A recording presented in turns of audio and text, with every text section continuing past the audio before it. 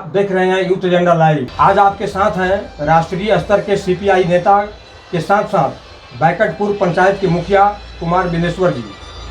श्री सिंह आंगनबाड़ी सेविकाओं के हक की लड़ाई राष्ट्रीय स्तर तक लड़ते रहे हैं, बहुत हद तक सफल भी रहे हैं एवं शेष मांगों की पूर्ति के लिए सेविकाओं का नेतृत्व कर रहे हैं।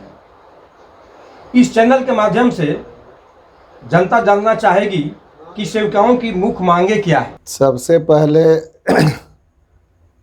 तो यूथ एजेंडा लाइव को मैं बिहार राज्य आंगनबाड़ी कर्मचारी यूनियन एटक की ओर से धन्यवाद और बधाई देना चाहता हूं कि बिहार के आंगनबाड़ी सेविका सहायिकाओं की समस्या को अपने एजेंडा में शामिल किया और उनकी मांगों को देश स्तर पर, राज्य स्तर पर सरकार तक आवाज़ पहुंचाने का काम कर रही है। और उसके मुख्य संपादक मैं खास करके जीएन तिवारी जी को भी धन्यवाद देना चाहता हूं कि उन्होंने अपने एजेंडा में शामिल किया है आंगनबाड़ी सेविका सहायिकाओं की समस्या को। तिवारी जी, मैं बताना चाहता हूं कि इस देश में, राज्य में आंगनबाड़ी सेविका सहायिकाओं की काफ़ी दुर्दशा है और उन्हें न्याय नहीं मिल रहा है।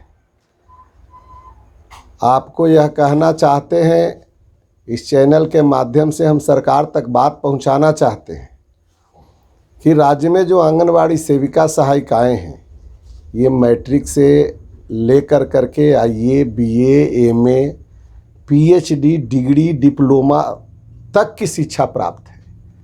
सहायिका जिसको खिचड़ी बनाने में लगाया गया है, वो दर्जनों जिससे हम रूबरू हैं, वो एमए पढ़ी लिखी हुई है।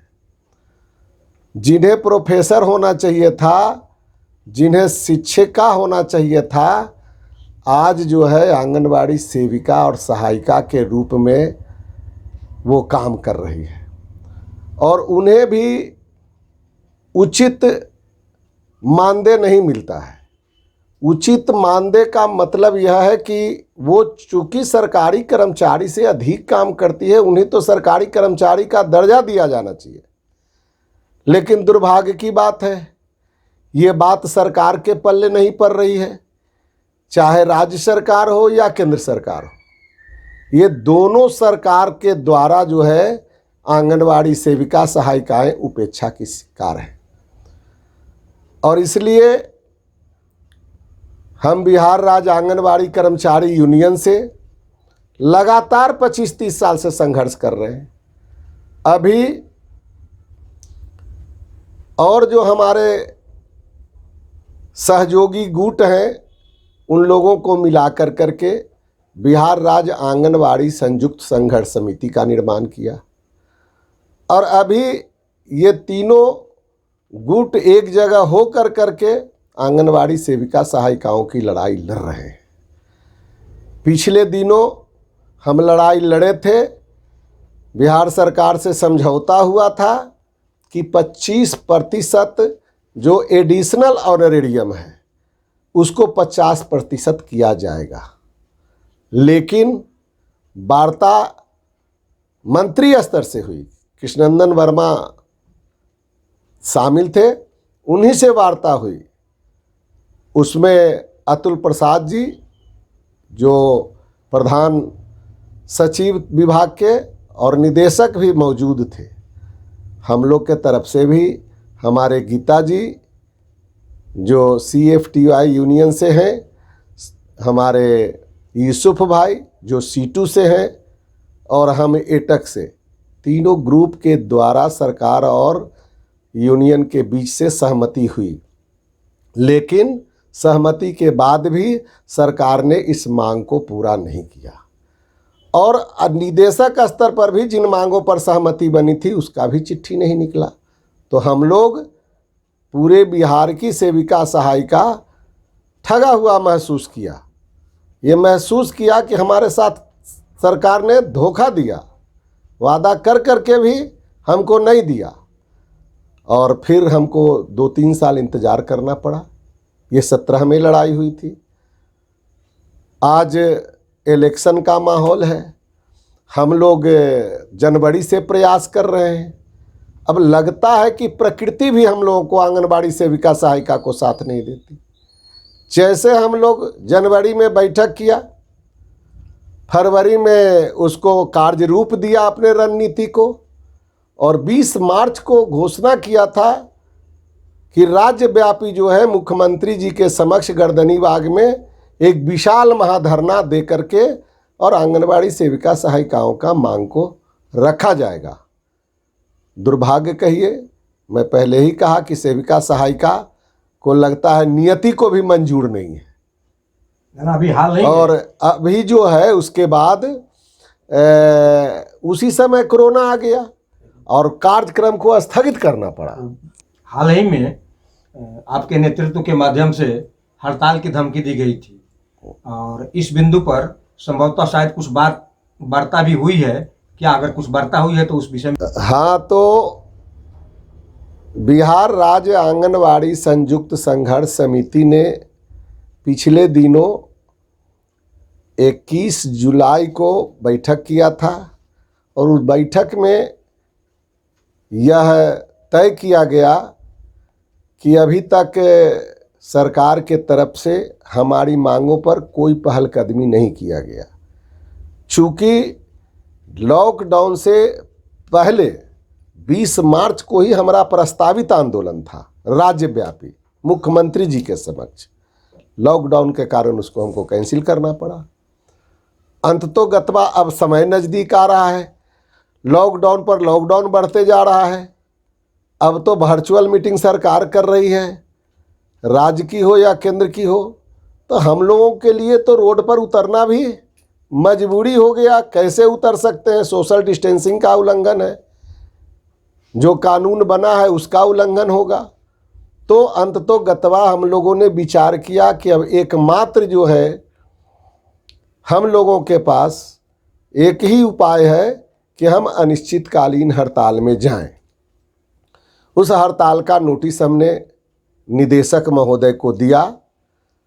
उनकी प्रतिलिपि हम अपर मुख्य सचिव, मंत्री समाज कल्याण विभाग और मुख्यमंत्री जी को भी दिया, और उसमें यह आगाह किया, अल्टीमेटम दिया कि 15 अगस्त तक या समय रहते हमारी 17 सूत्री मांगों पर अगर सरकार विचार गंभीरतापूर्वक नहीं करती, तब मजबूर होकर के आंगनवाड़ी सेविका सहायिकाओं को हड़ताल पर जाना पड़ेगा। यह भी हम लोगों ने अनुरोध किया कि यह कोरोना काल में हम लोग हड़ताल पर जाना उचित नहीं समझते हैं, चूँकि इस देश की जनता परेशान है, पूरा देश परेशान है, विश्व परेशान है इस वैश्विक महामारी से, गरीब गुरबा लोग परेशान हैं। उस परेशानी में हम लोग जो है नहीं चाहते कि हमारे तरफ से भी कुछ परेशानी बढ़ जाए। हम लोग चाहते हैं कि जनता का हक अधिकार भी मिले, हम उसको तक पहुंचाने का काम करें, लेकिन सरकार हमारे हक अधिकार पर भी वो समय रहते सुनवाई कर ले। अगर सरकार सुनवाई कर लेती है तो हम हड़ताल पर जाना कोई शौक थोड़े ही है, हम लोग चाहते हैं थोड़े कि हड़ताल करें। ये तो फंडामेंटल राइट है, ये अधिकार है, और इसलिए हम लोग मजबूर होते हैं जब अधिकार नहीं मिलता, कानून हमारे लिए सहायक नहीं होती है और सरकार भी सहायक नहीं होती समय पर, और इसलिए हम लोग अल्टीमेटम दिया था। हम धन्यवाद देना चाहते हैं ICDS के निदेशक आलोक कुमार जी को, जिन्होंने सचमुच में पत्र के आलोक में उन्होंने सुनवाई किया, पहलकदमी किया, अग्रेतर कार्रवाई करते हुए बाजाप्ता जो है तीनों संगठन के, तीनों गुट के नेताओं से सीधा संवाद कर करके, और 11 अगस्त को 11 बजे से वर्चुअल मतलब मोबाइल पर वीडियो कॉन्फ्रेंसिंग के द्वारा बैठक का आयोजन किया गया। हम भी वहां उपस्थित हुए C2 के तरफ से यूसुफ साहब उपस्थित हुए और CFTI के तरफ से गीता जी भी उपस्थित हुई। तीनों आदमी थे। सरकार की ओर से निदेशक महोदय थे, सहायक निदेशक पूनम मैम थी, सहायक निदेशक सुगंधा शर्मा थी और भी उनके सहायक होंगे। ये दोनों पक्ष के बीच में बाजाप्ता वार्ता हुई। 1.5 घंटे वार्ता चली। हमारे वो जो मांग पत्र थे एक एक बिंदु पर चर्चा की गई। हम स्वागत करते हैं कि निदेशक महोदय के स्तर से जो मांग पूरा होने वाला था उन्होंने एग्री किया, स्वीकार किया, स्वीकृति दिया है और इसलिए हम लोग उनको बधाई देते हैं। पूरा ICDS परिवार को बधाई देते हैं कि हमारे आंगनवाड़ी सेविका सहायिकाओं के दुख दर्द को समझने का काम निदेशक महोदय ने किया है। सिर्फ एक बिंदु पर मामला अटक गया है और वो मामला जो अटका है वो है वित्त का मामला, पैसे का मामला, मानदेय का मामला। और वो मानदेय ही आप समझते हैं कि सब कुछ है। ये बाकी मांग तो कुछ फैसिलिटी है, लेकिन मुख्य है मजदूरी, जिससे हमारे रोटी में सहयोग मिलेगा।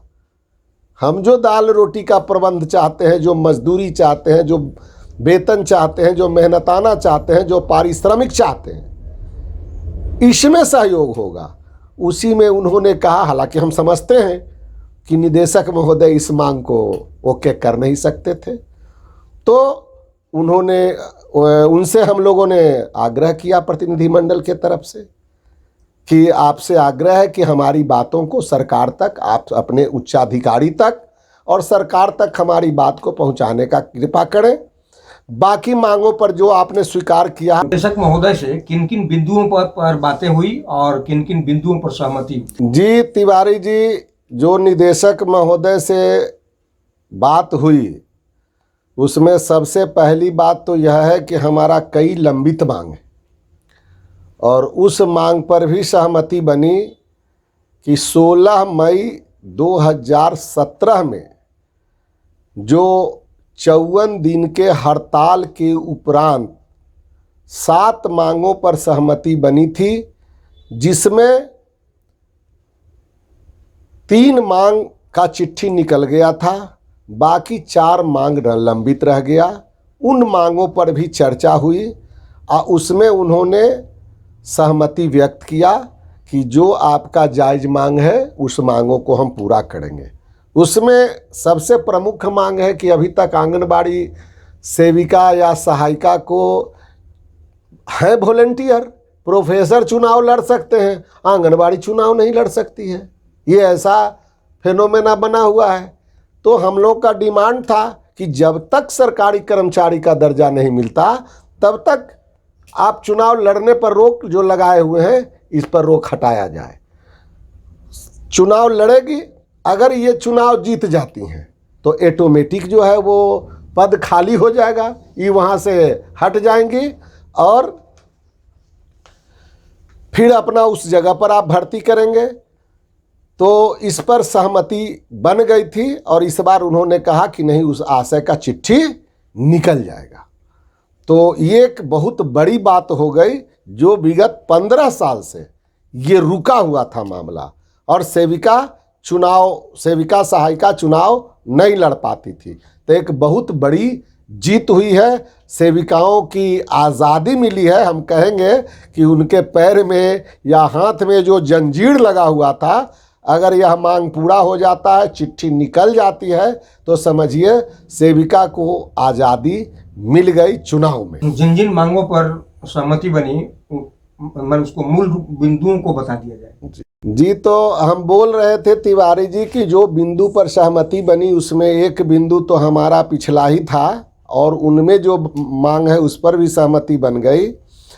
दूसरा जो प्रमुख मांग हुआ कि इस कोरोना काल में आंगनवाड़ी सेविका को भी लगाया गया है, लेकिन अन्य कर्मचारियों के लिए भारत सरकार ने ही बीमा दिया था 50 लाख का बीमा दिया था, लेकिन आंगनवाड़ी को उससे वंचित कर दिया। तो हमारी लड़ाई थी, हमारा डिमांड था कि इसको पूरा किया जाए।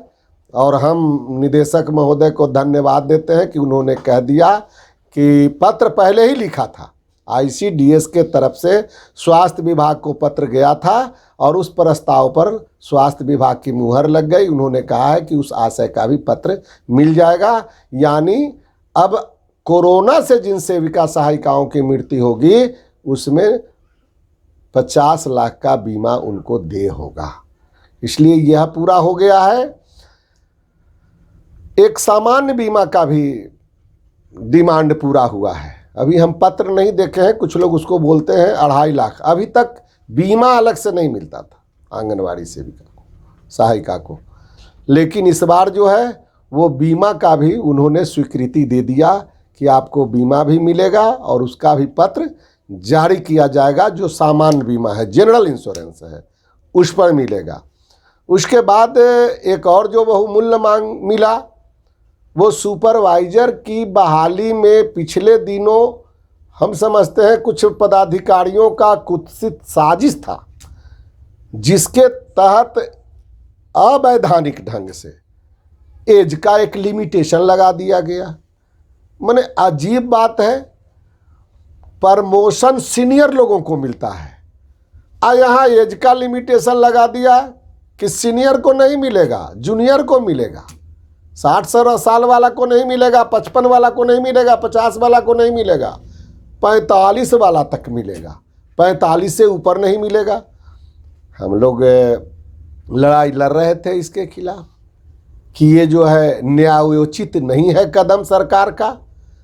इस बार निदेशक महोदय ने इसको भी स्वीकृति दिया। उन्होंने ही डिस्कशन में कहा कि नहीं, ये तो गलत है और उनको जो है उम्र सीमा समाप्त किया जाएगा। तो एक बहुत बड़ी उपलब्धि मिली है, बहुत बड़ी जीत हुई है। उसके बाद एक और घटना हुई। हम समझते हैं कि पिछले बार जो हड़ताल में समझौता वार्ता भंग हो गया था, शायद ICDS का वो निगाह था, हम नहीं कह सकते, लेकिन हम लोग ने डिमांड किया। उसमें था क्या कि 50% सेविका से भर्ती होना है और 50% जनरल बहाली होगा, डायरेक्ट बहाली होगी। बहाली निकल गई, लेकिन उसमें कॉलम सेविका का नहीं था और उसमें भी एज लिमिट था कि 45 वर्ष तक के ही लोग फार्म भरेंगे। मतलब अजीब मामला है। वो मामला रुका। हम लोग हाई कोर्ट भी हालांकि उसके लिए गए थे, लेकिन बीच में कोरोना के चलते वो मामला पेंडिंग रहा। हम फिर धन्यवाद देना चाहते हैं कि निदेशक महोदय ने कहा कि नहीं, एक साथ बहाली होगी। ऐसा नहीं है कि आंगनबाड़ी सेविका को छोड़ दिया जाएगा, चूँकि यह शंका हो गई उससे कि लगता है कि 50% जनरल से बहाली लेकर के हमारा जो आंगनबाड़ी सेविकाओं का हक बनता है उस हक से वंचित कर दिया जाएगा। ये शंका हो गई ICDS के नीति के चलते। लेकिन इस बार जो है उन्होंने इस पर भी स्वीकारोक्ति दे दी कि नहीं, बहाली अलग अलग नहीं होगा, जब होगा तो एक साथ होगा। अगली बिंदु कौन सी है जिन पर उल्लेखनीय समझौता हुआ? जी तिवारी जी, आगे जो है अभी तक तो 5-6 मांग को आपको बता दिया। एक हम लोग मांग में शामिल किया था कि आंगनबाड़ी सेविका सहायिकाओं के लिए जो मार्गदर्शिका है, दंड निरूपण की प्रक्रिया, तो उसमें हम लोग यह समझते थे कि ये मन मर्जी से बना दिया गया है, इसलिए उसको कानून सम्मत बनाया जाए, यह डिमांड था। और इसको भी मान लिया गया कि हम उस पर गौर करेंगे और जहां त्रुटि होगी उसको सुधार करके कानून सम्मत बनाया जाएगा। उसके बाद मृत्युपरांत 4 लाख रुपया मिलता है, तो वो 4 लाख रुपया मिलता है और उसके लिए 4 साल तक भी दरवाज़ा खटखटाना पड़ता है। कोई CDPO बोल देती है कि हमको चिट्ठी ला के दो, हमको अभी तक चिट्ठी नहीं आया है। कोई कुछ कह करके टहला देती है, जबकि ये ड्यूटी ऑफिस का है कि जब सेविका मर जाए तो उसका बायोडाटा तुरंत परिवार से मिल के मंगा करके निदेशालय को भेजा जाए या जो अग्रेतर कार्रवाई संभव है उसको किया जाए। लेकिन जैसे लगता है कि कार्यालय वाले को इसका कोई चिंता ही नहीं रहता है। अभी दर्जनों नहीं सैकड़ों सेविका मर गई और उसका भुगतान नहीं हुआ है। ये कितना बड़ा फॉल्ट है। अधिकारी को कोई सिर्फ काम की चिंता रहती है, काम के दबाव तड़ रहता है। चिट्ठी नहीं भी है तब भी रहता है ये काम करना होगा, नहीं तो चयन रद्द कर देंगे। इसके लिए सुपरवाइजर भी, इसके लिए सीडीपीओ भी, अलग से कभी स्वास्थ्य विभाग के पदाधिकारी दबाव दे देते हैं, कभी माननीय डीएम साहब का दबाव आता है, क्यों नहीं करेगी, उसको करना होगा। फर्जी, ऐसे मुजवानी भड़बल आदेश होता है। तो इस पर कोई चिंता नहीं है। तो इस बार यह पर भी सहमति बनी कि एक नियत समय पर, हम लोगों का डिमांड था कि 3 महीना के अंदर सेविका के आश्रित को, उनके परिवार को मुआवजा का भुगतान कर दिया जाए, और माननीय निदेशक महोदय के द्वारा स्वीकार कर लिया गया। बल्कि उन्होंने आगे बढ़ कर के कहा कि अभी आप लोगों के नॉलेज में जितने आंगनबाड़ी सेविका या सहायिका का इस तरह का केस फंसा हुआ है, उसको आप तुरंत भेजें, हमारे व्हाट्सएप पर भेजें, हम यहाँ से तुरंत भुगतान करेंगे। तो एक बहुत बड़ी बात हुई, बहुत बड़ी बात हुई। तो ये मांग भी पूरा हो गया। एक पोषण अभियान में 500 रुपया मिलता है, उसका भुगतान नहीं हो रहा था, उसका भी निदेशक महोदय ने कहा कि वह भी भुगतान किया जाएगा, पोषण अभियान का 500 रुपया। एक अभी जो समस्या चल रहा है कि जब से मोबाइल का काम आया है, तो मोबाइल में भी वही अंधेर गर्दी है। अरे भैया, आपका काम हम करेंगे तो आपको बिल देना है, रिचार्ज होगा तो कौन देगा? पटाख से है जो कि ऊपर वाले पदाधिकारी डांट पिला देते हैं, करो जहाँ से करो, हम नहीं जानते हैं। अरे भैया, आप पदाधिकारी हैं, काम लीजिएगा आप, तो दाम कौन देगा? काम लेने के लिए आप हैं, और दाम देने के लिए ऊपर मोदी जी के पास जाएंगे कि नीतीश बाबू के पास जाएंगे? आपको जवाबदेह बनना पड़ेगा। हम लोगों ने यह कहा, सेविका क्यों अपने पॉकेट से मोबाइल खराब हो जाता है जो कि उसको बनवाएगी? सेविका अपने पॉकेट से अगर मोबाइल खराब हो जाता, नया खरीदना है तो खरीद लो तुम। इस तरह की बात होती थी। इस पर भी निदेशक महोदय ने कहा कि सेविका को एक नया पैसा भी खर्च करना नहीं होगा, चाहे रिचार्ज करना हो, चाहे मरम्मत करना हो, या मोबाइल बदल ही देना हो, इसका पूरा खर्च सरकार करेगी। और 6 जिला में जो पहले दिया गया था, कुछ घटिया स्तर का मोबाइल भी खरीद कर करके दे दिया गया था, और वो 3 साल हो गया, उस मोबाइल का कहीं उपयोग नहीं है, और डर से है जो कि चयन रद्द के डर से अपने पॉकेट से खरीद कर करके। एक दूसरी बात भी इसमें है कि वो तो काम तो है ही।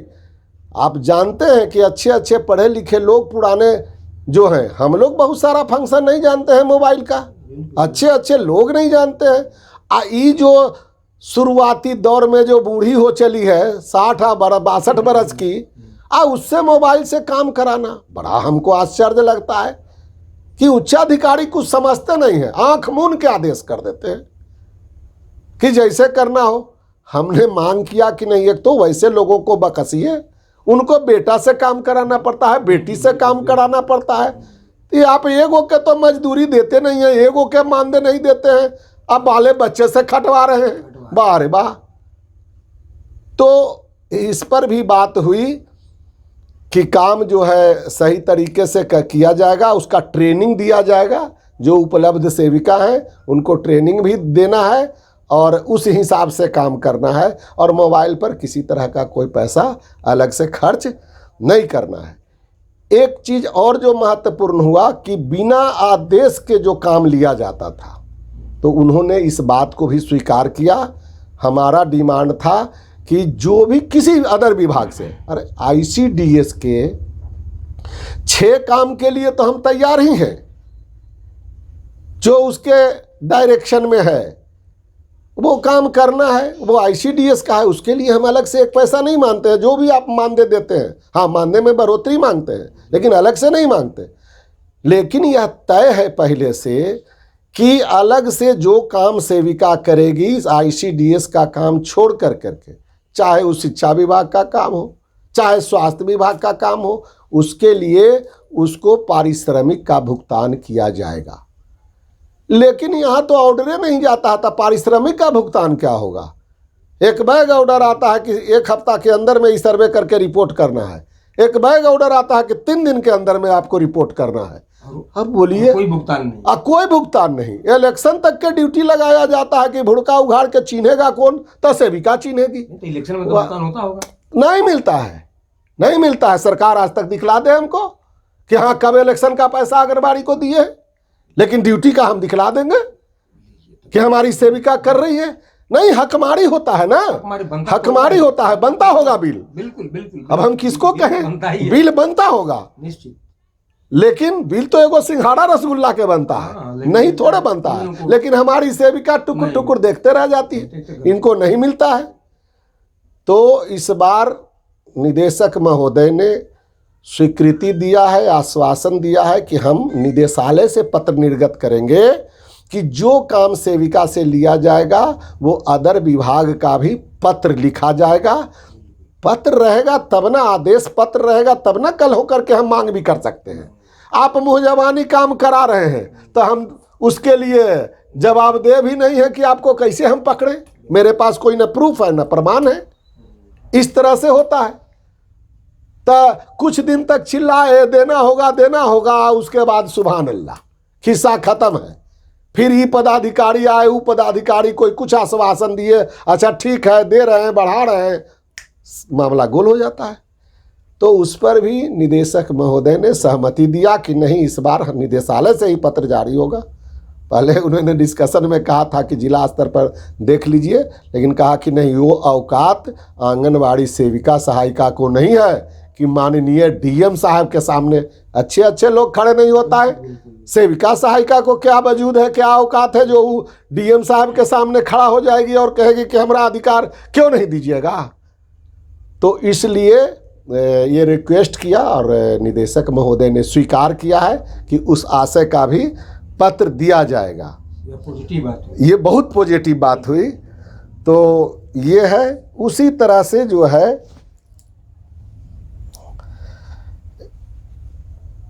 अंतिम जो एक खास डिमांड हुआ है, तो वो हुआ यूँ कि हम लोगों को शक बार बार रहता है। एक बार मुख्यमंत्री जी के कैबिनेट में, नीतीश बाबू के कैबिनेट में ही डिसीजन हो गया था कि पोषण का काम जो है, पोषाहार वितरण का काम आंगनबाड़ी नहीं बल्कि जीविका दीदी करेगी। कैबिनेट का डिसीजन हो गया। 5 जिला में पायलट प्रोजेक्ट के रूप में लागू भी किया गया, लागू करने का प्रयास किया गया। उसमें माननीय मुख्यमंत्री जी का गृह जिला नालंदा और गृह प्रखंड हरनौत, उस परियोजना का भी नाम था। हम कह सकते हैं कि वहाँ 71 दिन इस मुद्दे पर हड़ताल चली। पूरे ऑल इंडिया में शायद एक नमूना होगा। 71 दिन हड़ताल चली और लोगों ने कहा कि ये हमारा ICDS में मूल तो यही है, पोषाहार बनाना, पोषाहार खिलाना। इसी हक से वंचित कर रहे हैं, तो कल सेविका और सहायिका का रहने का औचित्य क्या होगा भैया। तो उस समय भी राज्य सरकार बैक हुई थी और अभी तक चल रहा है। तो ये डर समाया रहता है कि कभी स्वयं सहायता समूह को दिया जाएगा, निजीकरण में दिया जाएगा। भारत सरकार में ही हो गया। एक जगह है जो कि राजस्थान में 4000 आंगनबाड़ी केंद्र को कह दिया कि ये गोकुल केंद्र बनेगा तो कृष्णा केंद्र बनेगा, इस तरह से नंद केंद्र बनेगा।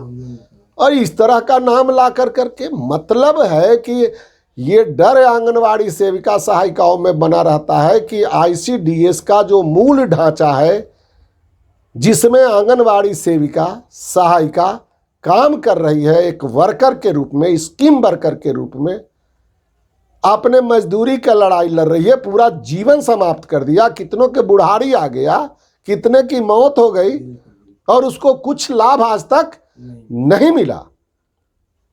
तो ये डर बना रहता है कि किस दिन जो है फिर नंद मॉडल में चला जाएगा, दूसरे मॉडल में चला जाएगा, विभागे समाप्त हो जाएगा। हाँ, विभागे समाप्त हो जाएगा। ये है जो कि मामला था। मैं धन्यवाद और अलग से देना चाहता हूं कि बहुत मजबूती के साथ हमारे माननीय निदेशक महोदय ने कहा कि अभी दूर दूर तक इसकी कोई संभावना नहीं है, आंगनवाड़ी का वजूद रहेगा, इसके लिए आपको चिंता करने की बात नहीं है। तो इस तरह से और भी कुछ छोटे मोटे जो हमसे छूट गए होंगे वो सब सर्कुलर में जा रहा है, पत्र में जा रहा है, सरकार को हम लोग लिख रहे हैं। तो इन बिंदुओं पर सहमति बनी। मतलब यह कहा जा सकता है कि 1 दर्जन, केवल लगभग 1 दर्जन मांगों पर एक सहमति बनी, जो आईसीडीएस के लिए, आईसीडीएस परिवार के लिए, निदेशक महोदय के लिए हम लोग स्वागत योग्य सराहनीय कदम मानते हैं। और संघर्ष समिति ने उनको इसके लिए बहुत बहुत बधाई दिया है, धन्यवाद दिया है। और इस मांग पर ही हम लोग सहमत होकर के पुनः संघर्ष समिति का वीडियो कॉन्फ्रेंसिंग से हम लोगों ने बैठक उसी दिन किया। 11 तारीख को ही शाम में हम लोग बैठक किया, वर्चुअल बैठक, और उसमें डिसीजन किया कि जो मांग पर सहमति बन गई हम लोग सहमत हैं।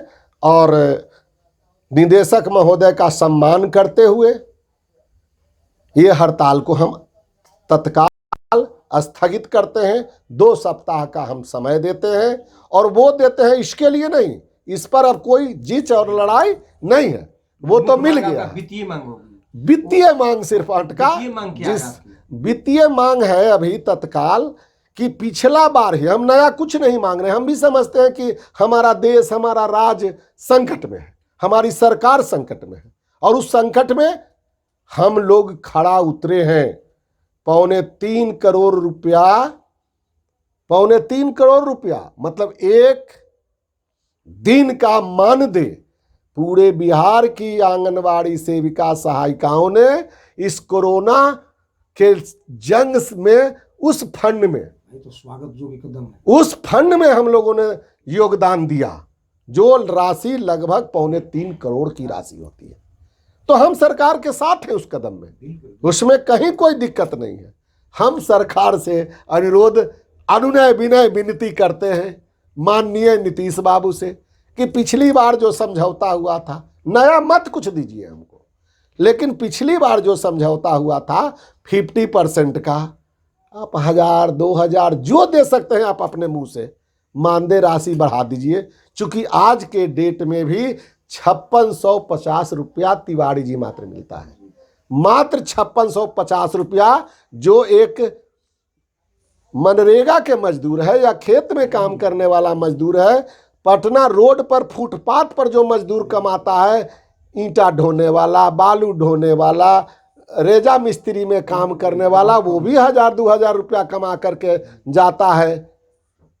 और आंगनबाड़ी सेविका 5650 ये पूरे महीना में, कम से कम ये मजदूरी तो होनी चाहिए। इसीलिए हम लोग का डिमांड है कि न्यूनतम मजदूरी अधिनियम में जो बनता है एक, उसके अनुसार तो कम से कम मानदेय राशि दे दिया जाए। अगर उस रूप में दे देते हैं हम लोग, फिर अभी तो इलेक्शन का माहौल है, 2005 में भी हम लोग जय जयकार किया था, खुशी व्यक्त किया था, हम लोग फिर नीतीश बाबू का समर्थन करेंगे, और नहीं तो हम तो मजबूर हो जाएंगे। बिल्कुल, हमारी सेविका मजबूर है, हमको टॉर्चर करती है कि जो सरकार हमको रोटी नहीं दे सकती, जो सरकार हमको कुछ सहायता नहीं दे सकती, तो हम फिर विचार करेंगे, हमको विचार करने पर मजबूर होना पड़ेगा। हम लोगों ने फैसला लिया संघर्ष समिति में कि जो आंगनबाड़ी की बात करेगा वही बिहार में राज करेगा, हम लोगों ने यह तय किया है। इसलिए अल्टीमेटम भी है सरकार को। हाँ, सरकार को अल्टीमेटम है, अभी 2 सप्ताह का वक्त दिया है, और हम अनुरोध करते हैं माननीय निदेशक महोदय से, और आशा करते हैं, हम भरोसा भी है उन पर कि निश्चित तौर पर यह बात सरकार तक उन्होंने पहुंचाने का काम किया होगा। और फिर हम कहते हैं कि संघर्ष समिति नहीं चाहती है कि हम इस चुनाव के अवधि में, कोरोना के अवधि में हड़ताल पर जाएं, इसलिए कुछ भी मानदेय राशि सरकार दे दे, हम लोग फिर सरकार का जय जयकार करेंगे। धन्यवाद। चलिए, हम लोग भी मैंने ये चाहेंगे कि कुछ न कुछ सरकार दे दे, और हो सकता है कि चूँकि चुनावी वर्ष है और सरकार का अल्टीमेटम मैंने उन्हें सद्बुद्धि दे। जी अगर बाई चांस अगर सरकार नहीं सुनती है, तब आपका अगला कदम क्या होगा? देखिए, हम तो आश्वस्त थे, क्या कहें, हमारा दिल ही ऐसा है, हम आश्वस्त थे। हम 15 तारीख का बहुत लोगों को बोल दिए थे कि यार ऐसी बात नहीं है भाई, नीतीश बाबू जरूर कुछ करेंगे, 15 का तो इंतजार कर लीजिए। और हम लोग सोच रहे थे, यही सोच के वर्तमान हड़ताल को भी 16 तारीख रखा था कि 15 को अगर दे देंगे तो ऑटोमेटिक बात खत्म हो जाएगी। लेकिन अब वो तो हुआ नहीं, और वो समझौता हुआ था, हम इसको 2 सप्ताह का टाइम दिया है। अगर सरकार अभी सुन लेती है तो हम लोग थोड़े मैंने जानबूझ के चाहते हैं कि जाए, और नहीं तो फिर मजबूर होना पड़ेगा। हम लोगों को सरकार से 2-2 हाथ करना पड़ेगा। बाकी जो समझौता सहमति बनी है, हम लोग उसको मान्य करते हैं, और फिर एक बार जो है निदेशालय को टोटल निदेशक महोदय से लगाए निदेशालय परिवार को हम धन्यवाद देते हैं कि इस बहुत बड़ी बात को, मांग को आपने स्वीकार किया। आपको भी बहुत बहुत धन्यवाद। और हमें उम्मीद है कि इस चैनल के माध्यम से जो भी सुन रहे होंगे या जो भी सुनेंगे, वो इस पर जरूर विचार करेंगे और इस पर अपने संगठन की ओर से गौरवान्वित भी होंगे। धन्यवाद। आप देख रहे थे यूथ एजेंडा लाइव। आप देख रहे थे यूथ एजेंडा लाइव। आप बने रहें यूथ एजेंडा लाइव पर। अभी मैंने हमारे साथ हैं कुमार बिंदेश्वर जी, और मैंने भविष्य में भी अपने सारे विचारों के साथ इस चैनल पर आते रहेंगे और सभी को लाभान्वित करते रहेंगे। यूथ एजेंडा लाइव के मुख्य संपादक माननीय GN तिवारी जी, आपको हम 2 लाख आंगनबाड़ी सेविका सहायिकाओं की ओर से, बिहार राज्य आंगनबाड़ी कर्मचारी यूनियन की ओर से, बिहार राज्य आंगनबाड़ी संयुक्त संघर्ष समिति की ओर से हम धन्यवाद देना चाहते हैं कि आपने एक ऐसे बड़े जमात जो काफ़ी संघर्ष में हैं और इनका आवाज़ कोई नहीं उठाता, आपने पहली बार हमारे सेविका सहायिकाओं की समस्या को अपने एजेंडा में शामिल किया है। और ये 2 लाख आंगनबाड़ी सेविका सहायिका आपके बातों को सुन रही है, और आप उनके समस्याओं को सरकार तक और सोशल मीडिया के जरिए ये जो उठाने का काम किया है, इसके लिए हम ये आंगनवाड़ी परिवार की ओर से आपका बहुत बहुत धन्यवाद देते हैं, ढेर सारी शुभकामना देते हैं। और अपनी बहनों से भी, सेविका सहायिका बहनों से भी अनुरोध करते हैं कि इनको सुनिए, अपने चैनल पर सब्सक्राइब कीजिए, ताकि बार बार जो है आपके पास आपका मैसेज तिवारी जी के द्वारा जाता रहेगा और आपका बात उठता रहेगा। आप लोग भी अपने जिला स्तर पर, परियोजना स्तर पर अपनी समस्याओं को यूथ एजेंडा के माध्यम से आप भेज सकते हैं, आप यहाँ छपवा सकते हैं, ताकि आपके समस्या एक छोटी से छोटी और बड़ी से बड़ी सभी समस्या आप तक पहुँचे और सरकार तक पहुँचे। इस बीच के बड़े माध्यम हैं। धन्यवाद। चलिए भाई, धन्यवाद।